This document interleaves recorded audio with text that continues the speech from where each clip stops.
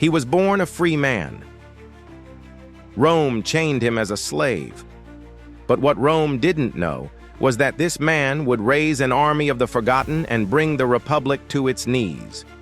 This is the story of Spartacus, the gladiator who became a legend.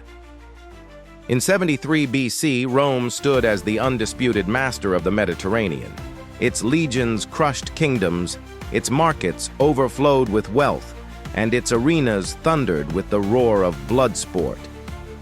In Capua, inside the brutal gladiator school of Gladiator, Spartacus, a Thracian warrior captured in war, was forced to fight for the amusement of Rome's citizens.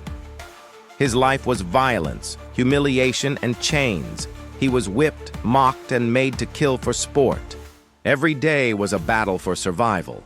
Yet even in this darkness, Spartacus's spirit remained unbroken. He was no ordinary man. With unshakable courage, he inspired those around him. He studied the routines of the guards, noticed every weakness, and slowly became the leader his fellow gladiators relied upon. In secret, he planned freedom. One night, with 70 gladiators at his side, he made his move.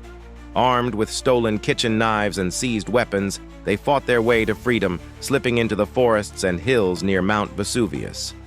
What began as a desperate escape quickly became a firestorm. Slaves, peasants, and deserters flocked to Spartacus's banner. They came from villages, towns, and farms, drawn by the promise of freedom and the courage of a single man who dared to stand against Rome. His army swelled, some say to more than 100,000. Spartacus trained them, organized them, and inspired them with speeches of justice, liberty, and vengeance. Against Rome's finest generals, he used clever tactics. Ambushes in the mountains, sudden strikes on the plains, and maneuvers that confounded even the most disciplined legions. Time and again, Roman forces fell before him. For 2 years, the Republic trembled.